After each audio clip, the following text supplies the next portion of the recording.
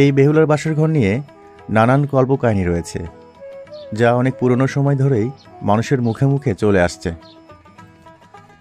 চম্পাইনগরের চাঁদ সওদাগর নামে এক ব্যবসায়ী ছিলেন। মনসা দেবী বরপ্রাপ্ত হয়েছিলেন চাঁদ সওদাগর। যদি তিনি মনসা পূজা দেন, তাহলে ত্রিলোকে মনসার পূজা প্রচলিত হবে।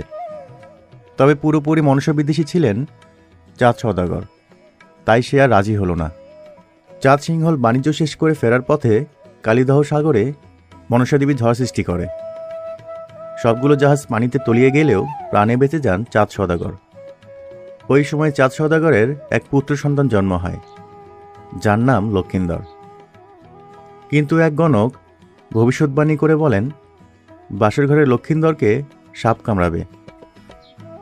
লক্ষিন্দর প্রাপ্তবয়স্ক হলে বেহুলার সঙ্গে তার বিয়ে ঠিক হয়। তাদের জন্য তৈরি করা হয় লোহার বাসর ঘর।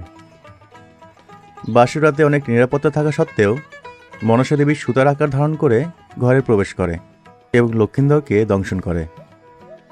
সে যুগের রীতি ছিল, সাপের কামড়ে কেউ মারা গেলে তাকে দাহ না করে ভেলায় ভাসিয়ে দেয়া। লক্ষিন্দরের সঙ্গে ভাসিয়ে দেয়া হলো বেহুলাকেও। লক্ষিন্দরকে সুতানালী সাপে ধ্বংস করছে, পরে কলা গাছের বেহুলা বানাইয়া ওই যে সাগরে বাসাই দিয়েছে। সেখানে ছিল এই লাশকে নিয়ে, স্বামীকে নিয়ে বেহুলা এই সাগরে ভাসতে ভাসতে গেছে। 6 মাস ধরে ভেলায় ভাসতে ভাসতে তারা এই গ্রাম থেকে সে গ্রামে গেল। একসময় পচন ধরা শুরু করলো লক্ষিন্দরের দেহ। বেহুলা মনসার কাছে প্রার্থনা করে স্বামীর প্রাণ ভিক্ষা চায়। এই সময় ভেলাটি এসে ঠেকে একটি গ্রামে। সেই গ্রামে বাস করত মনসার পালক মাতা নিতা।